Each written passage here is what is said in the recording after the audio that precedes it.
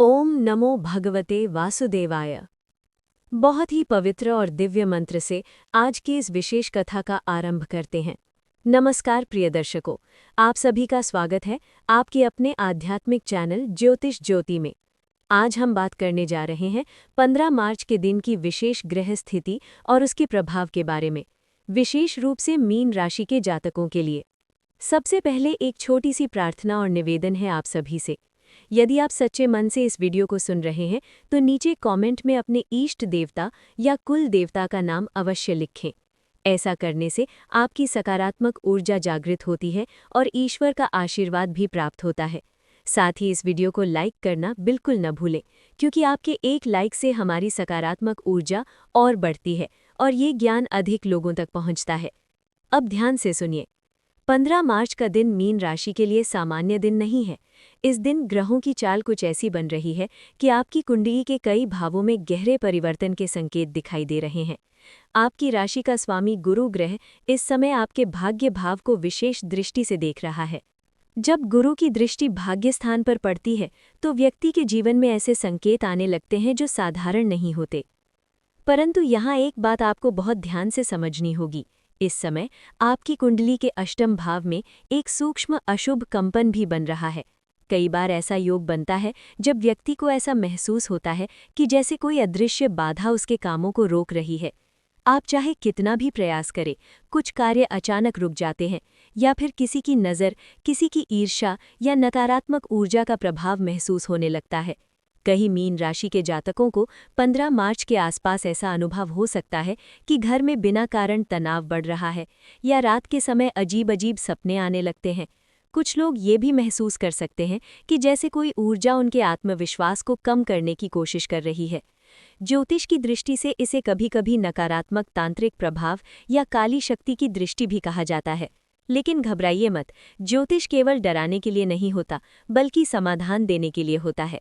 यदि आपको पिछले कुछ दिनों से ऐसा लग रहा है कि आपके जीवन में अचानक रुकावटें बढ़ गई हैं, तो 15 मार्च के दिन सुबह उठकर सबसे पहले भगवान को प्रणाम करें और ये छोटा सा मंत्र 21 बार बोलें। ओम गुरवे नमः। ये मंत्र आपके जीवन की नकारात्मक ऊर्जा को कम करने में सहायक होगा। अब बात करते हैं आपकी कुंडली के भावों की। 15 मार्च को आपकी कुंडली का द्वितीय भाव, जो धन और वाणी का भाव माना जाता है, उसमें ग्रहों की स्थिति ये संकेत दे रही है कि आपकी बोली में विशेष प्रभाव रहेगा। यदि आप किसी महत्वपूर्ण बातचीत या समझौते के बारे में सोच रहे हैं, तो सुबह 8:20 से 9:40 के बीच का समय आपके लिए शुभ हो सकता है।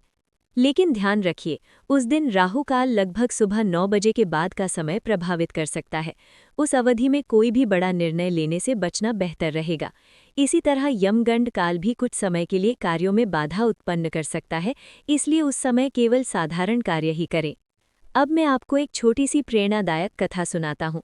एक समय की बात है, एक युवक था जिसकी कुंडली में भी बार बार बाधाओं के योग बनते थे।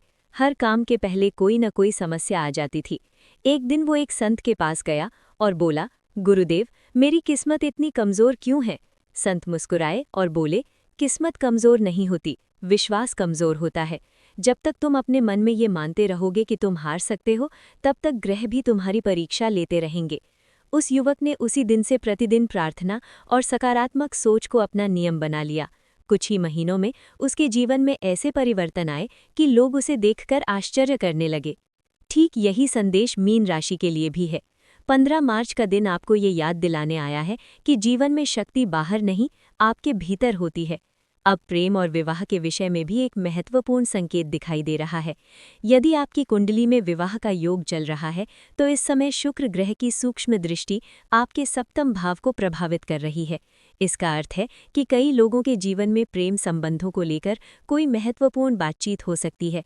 कुछ लोगों को पुराने रिश्ते से जुड़ी कोई खबर भी मिल सकती है। छात्रों के लिए भी ये दिन महत्वपूर्ण हो सकता है। यदि आप पढ़ाई कर रहे हैं तो 15 मार्च को दोपहर के समय ध्यान थोड़ा भटक सकता है। ऐसे समय में आपको अपने मन को शांत रखने के लिए कुछ मिनट ध्यान करना चाहिए। व्यापार करने वाले जातकों के लिए भी ग्रह संकेत दे रहे हैं कि जल से जुड़े व्यवसाय, आध्यात्मिक कार्य, संगीत, कला या चिकित्सा से जुड़े कार्यों में सफलता के योग बन सकते हैं। लेकिन साथ ही एक चेतावनी भी दिखाई दे रही है। कुछ जातकों को अपने आसपास ऐसे लोग मिल सकते हैं जो बाहर से मित्रता दिखाएंगे परंतु अंदर से आपकी सफलता से ईर्ष्या करेंगे। ऐसी स्थिति में शांत रहना और अपनी योजनाओं को सभी के सामने न बताना ही बेहतर रहेगा। यदि आपको लगता है कि जीवन में अचानक नकारात्मक ऊर्जा बढ़ रही है तो 15 मार्च के दिन यदि संभव हो तो इन पवित्र मंदिरों में दर्शन करने का संकल्प लें। त्र्यंबकेश्वर ज्योतिर्लिंग महाराष्ट्र, काशी विश्वनाथ मंदिर वाराणसी, महाकालेश्वर मंदिर उज्जैन। इन स्थानों पर जाकर भगवान का स्मरण करने से आपकी कुंडली के कई अशुभ योग स्वतः शांत होने लगते हैं। और अंत में मैं आपसे एक बात बहुत स्पष्ट रूप से कहना चाहता हूँ, मैं यहाँ केवल कहानी सुनाने के लिए नहीं बैठा हूँ। मेरा उद्देश्य है कि आप अपने जीवन को सकारात्मक दिशा में ले जाएं।